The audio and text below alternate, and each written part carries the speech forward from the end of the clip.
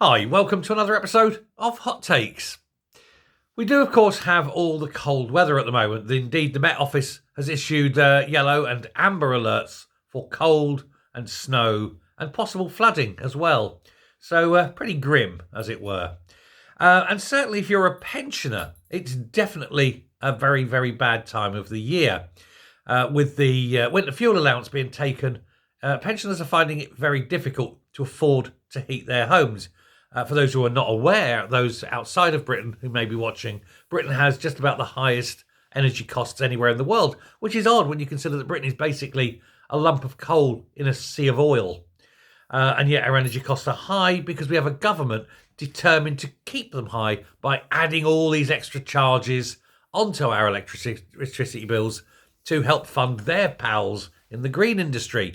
There's also, of course, massive profiteering by the energy companies who've recently made nearly $500 billion in profits, it's been announced.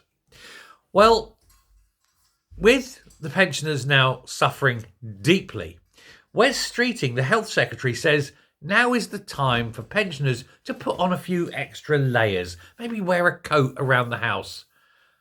Perhaps, Wes, it would be better if they were warm. They could have some money to put the heating on, don't you think? Stop them freezing to death. The government's own figures said that cutting that winter fuel allowance would end up killing 4,000 people, at least. And so the government have embarked on this policy. Now, anyone who dies is now dying of a deliberate policy by government that they knew in advance would kill people. Therefore, they are complicit in manslaughter. And it doesn't matter how many layers you put on. If there's no heat, you're going to die. But this little smug, self-satisfied bellend that is Wes Streeting has also come out and said, well, perhaps they should put the heating on. Do you think if they could afford it, they wouldn't have done so anyway, you complete and utter tit?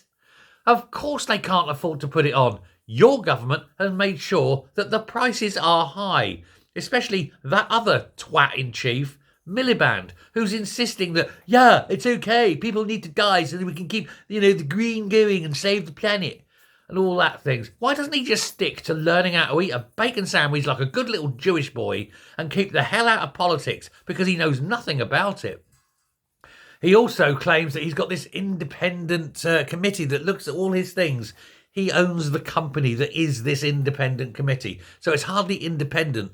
He's marking his own homework, isn't he? And they try to sell this to the British people and say we're morons. Well, we're not. And we see straight through all the bullshittery of this government. And it's just a sad shame that this government is so intent in killing pensioners, in making their lives a complete and utter misery. And then they wheel out wankers of the first water like Wes What a prick Streeting to tell pensioners, I'm going to speak to you like your children. You're going to get a bit cold. Might want to put a wee cardi on, love. Patronising, infantilising wanker of the first...